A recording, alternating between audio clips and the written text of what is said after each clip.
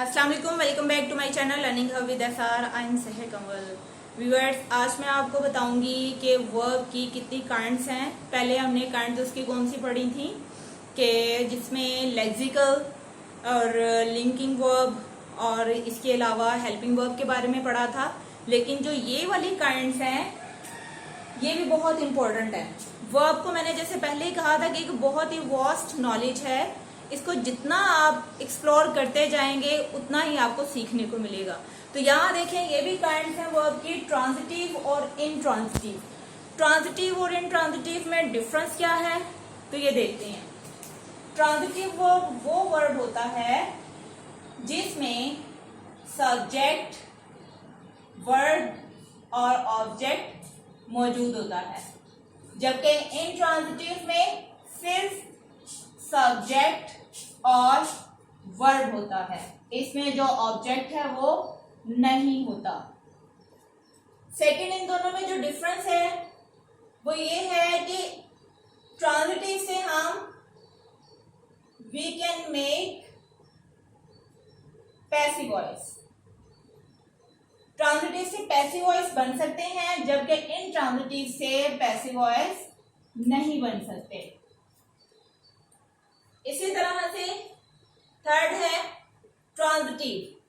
Transitive में क्या होता है कि सब्जेक्ट और जो वर्ब होता है इसका इफेक्ट जो है वो ऑब्जेक्ट पर पड़ता है, ठीक है। लेकिन इनट्रांजिटिव में क्या है, जो सब्जेक्ट है उसका, जो वर्ब है उसका इफेक्ट अगर किसी सेंटेंस में, जिसे हम ऑब्जेक्ट इस तरह का मान लें कि जिसपे वर्ब का असर ना हो, इफेक्ट ना हो, ठीक है। एक तो फर्स्ट ऑफ ऑल वर्ब के बाद ऑब्जेक्ट होता ही नहीं है, लेकिन अगर ऑब्जेक्ट इस तरह का हो जाए कि to the school, in the air, तो इसका पैसिव वॉइस भी नहीं बन सकता और उस ऑब्जेक्ट का असर जो है वो वर्ब के थ्रू नहीं होगा, ठीक है। इसके एग्जांपल्स के साथ मैं एक्सप्लेनेशन करती हूँ। जैसे कि ये ट्रांजिटिव में है,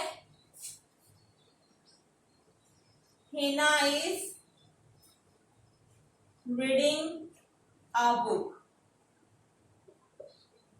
ठीक है। Hina is reading a book. जबकि हम अगर ट्रांजिटिव इनट्रांजिटिव वर्ब को देखें तो इसका आ सकता है द चिल्ड्रन आर लाफिंग। इसी तरह से यहां देखिए, ये सब्जेक्ट है, ये वर्ब है और ये ऑब्जेक्ट है, जबकि द चिल्ड्रन सब्जेक्ट है और आर लाफिंग वर्ब है। यहां पर ऑब्जेक्ट नहीं है, तो ऑब्जेक्ट के बगैर भी इसका मीनिंग क्लियर हो रहा है। द चिल्ड्रन आर लाफिंग या द चिल्ड्रन आर वीपिंग, या जैसे कि children are running, we are running, people are smiling. Sentence ऐसे भी कंप्लीट हो जाता है। ये नहीं है कि जो इनट्रांजिटिव वर्ब है उसमें अगर ऑब्जेक्ट नहीं है तो वो इनकम्प्लीट सेंटेंस रहता है।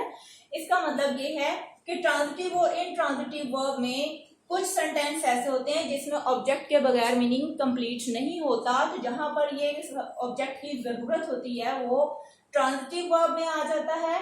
और जो सेंटेंस सिर्फ सब्जेक्ट और वर्ब के साथ ही कंप्लीट हो जाता है तो वो इनट्रांजिटिव वर्ब होता है। बस ये कि उससे ना तो पैसिव वॉइस बन सकता है, और या फिर अगर कभी कोई ऑब्जेक्ट, जैसा कि मैंने बताया इन द एयर या फिर to the school, to the market, इस तरह का कोई अगर ऑब्जेक्ट आगे आ भी जाता है तो वर्ब का उस पर कोई इफेक्ट नहीं होता।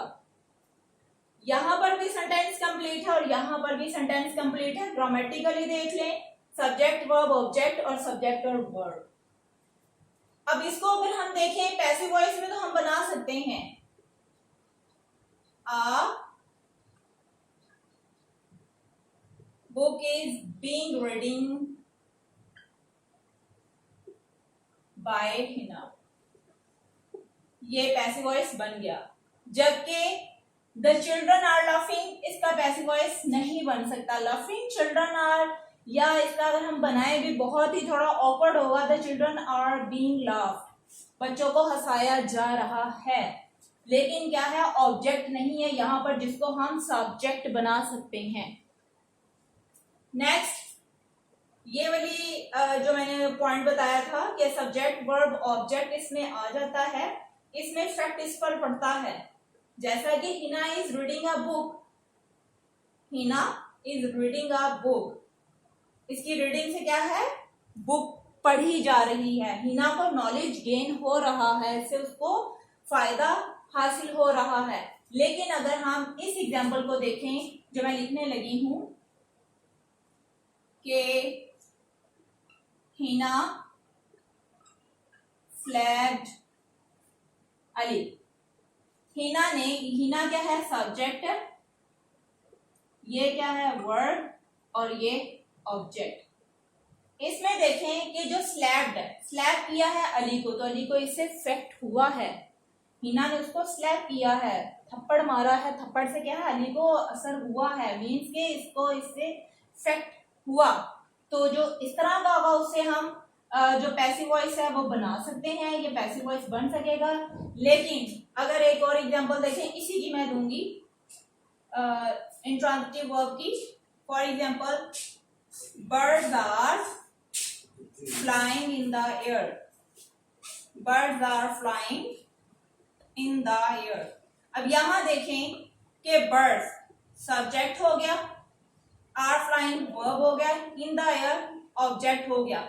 लेकिन क्या है कि अगर ये जो फ्लाइंग है, क्या इनके बर्ड्स के उड़ने से ऑब्जेक्ट पे, मतलब कि हवा में कोई असर पड़ रहा है?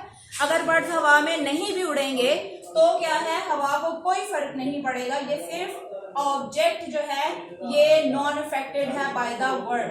तो इसलिए जो ये इंट्रांजिटिव है वो उसमें वर्ड का जो असर है वो ऑब्जेक्ट पर नहीं होता है, इसलिए उस वाले सेंटेंस का हम पैसिव वॉइस नहीं बना सकते। तो इसके साथ ही व्यूअर्स मुझे इजाजत दीजिए। अगर आपको मेरी वीडियो पसंद आई तो लाइक कर दें, कमेंट करें, कुछ पूछना है तो मैं फिर एक नई वीडियो के साथ आऊंगी। अपना ख्याल रखिएगा। अल्लाह हाफिज।